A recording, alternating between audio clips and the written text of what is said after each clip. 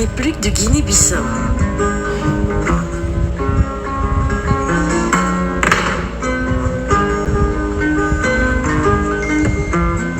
Très vite, il se donne le défi de relever et de redorer l'image de son pays. Je vois le travail, il se déroule bien, la ville est belle. Cette œuvre, elle est bonne. Depuis que nous sommes nés, nous ne connaissions pas ce type d'ambiance. Infrastructure routière, électrification, éducation, stations de pesage, projets socio-sanitaires, sécurité, rien ne semble arrêter celui qui se fait appeler par certains le bâtisseur. Je pense que notre génération doit être la génération des bâtisseurs.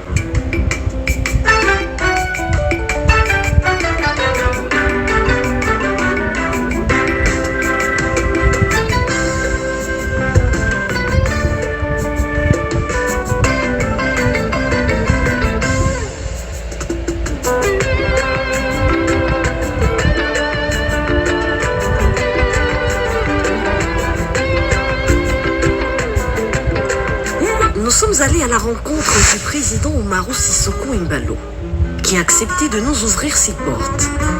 Pour comprendre l'urgence de l'homme, il est impératif de faire un détour dans l'histoire.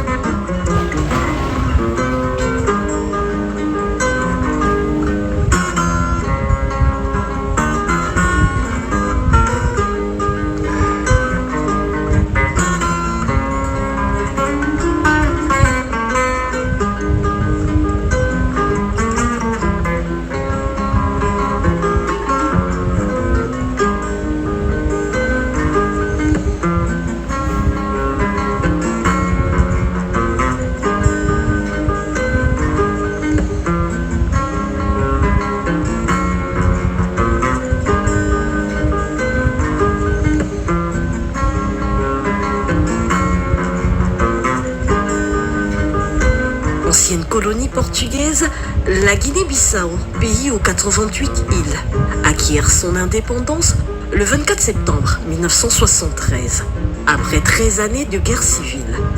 Aujourd'hui, elle a 50 ans. Jusqu'à Umaru Sissoco Embalo en 2020, au moins 13 présidents se sont succédés à la tête de l'État. Certains pour une mandature pleine et d'autres pour une transition. Mais l'histoire de la Guinée-Bissau est assez tumultueuse. Malgré la tenue d'élections et du multipartisme, la vie politique a longtemps été bouleversée par plusieurs coups de force. L'instabilité est alors constante, la population essaye tant bien que mal de s'habituer à ce climat délétère. Bissau, la capitale, ressemble à un champ de ruines. Malgré le passage de plusieurs présidents à la magistrature suprême, difficile de marquer un réel changement dans le quotidien des populations. Il a fallu attendre près de 50 ans pour qu'une lueur d'espoir se pointe à l'horizon et que le peuple côtoie des infrastructures modernes. On avait une ville qui était une ville fantôme depuis 20 ans, plus de 20 ans, depuis qu'on a eu la guerre civile. C'était 20 quelques années. On a passé quand même des stabilités cycliques en Guinée-Bissau. Il y a un slogan qui dit c'est l'homme qui fait la fonction, c'est pas la fonction que fait l'homme. J'aimerais avoir Guinée-Bissau un jour, comme Sénégal, comme le Ghana, le Côte d'Ivoire, Nigeria et Niger. Ces routes datent de l'époque coloniale. Jusqu'à un passé très récent, il était difficile, voire impossible, de trouver une voie bitumée dans ce pays de l'Afrique de l'Ouest.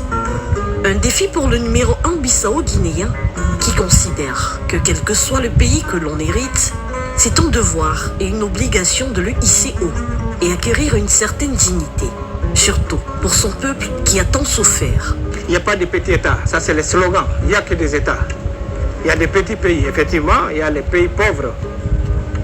C'est vrai, comme nous, nous sommes des pays pauvres, mais dignes. C'est un peuple qui a beaucoup souffert depuis la lutte de la libération.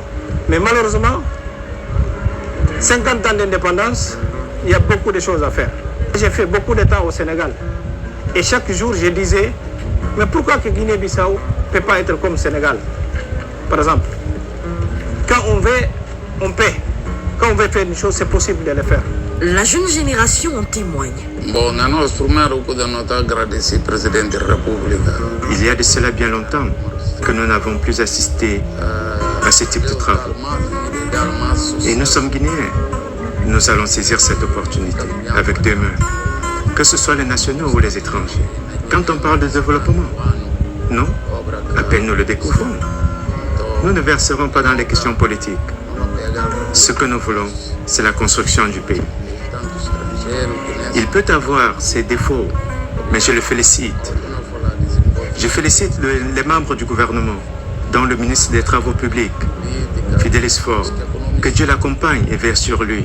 Nous, peuple, nous observons les travaux, mais il serait bon, lorsque le gouvernement travaille ainsi, que nous nous impliquons aussi en surveillant, par exemple, ces femmes qui vendent aux abords de la route. Nous devons unir nos efforts pour leur trouver un point de vente, de manière à préserver l'image de la ville. Aujourd'hui, Bissau affiche fière allure. D'ailleurs, c'est tout le pays qui est en chantier. La construction des infrastructures devient alors l'un des projets phares du président Embalo. Dedicada a todas as mulheres do mundo, especialmente mulheres africanas.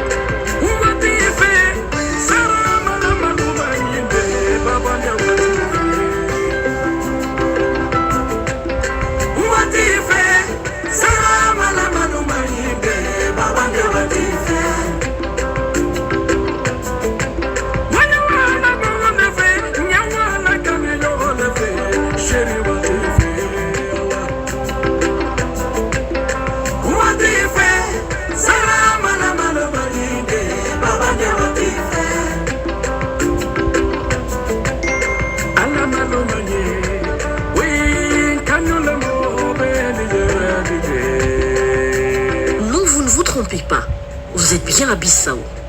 Bitume parfait, signalisation, éclairage, boutique, restaurant, l'on se croirait sur une rue de Venise. La ville de Bissau affiche fière allure, précisément à Bissau Becho, encore appelé Vieux Bissau, dans le centre-ville de la capitale. Depuis l'époque coloniale, la Guinée-Bissau n'a pas connu une transformation infrastructurelle. Les dernières constructions datent de cette époque. Il y a moins de 3 ans, voici à quoi ressemblait Bissau Becho.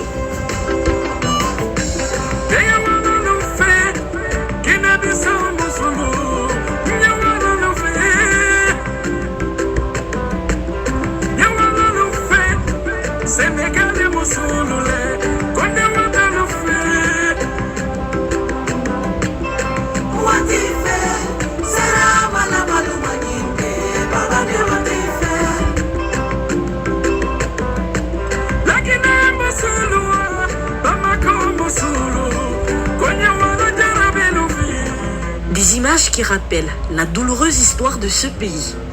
On aurait presque cru à une malédiction. Cet octogénaire se rappelle encore comme si c'était hier. Pour lui, Umaru Sissoko Embalo est une grâce pour son pays. Que les grands ont failli, parce que chaque président vient pour un mandat. Mais pour ce mandat, j'ai dit merci à Dieu. Le mandat n'est pas terminé, mais il est en train de réhabiliter les routes. Que Dieu l'aide à achever son mandat. Nos peuples, c'est ce que nous voulons. Même s'ils mangent, mais ils travaillent. Nous voyons tous comment ils travaillent. C'est la 3e année du mandat. Il en reste 2. Pour ce qu'il pense de bon, pour ce pays, et pour ce que nous aussi pensons, s'il plaît à Dieu, il achèvera son mandat, ce premier mandat, et nous lui accorderons un second. Que Dieu le bénisse, car avant nous avions honte. Lorsque nous rencontrons des personnes intéressées pour se rendre en Guinée-Bissau. Ou, lorsqu'ils arrivaient dans la capitale, nous avions honte de dire que c'est ici Bissau. Si aujourd'hui nous avons quelqu'un qui veut faire mieux, soutenons-le, accordons-lui un deuxième mandat. Aujourd'hui, les rues de Bissau, et en particulier Bissau Beach, attirent les investisseurs et les touristes.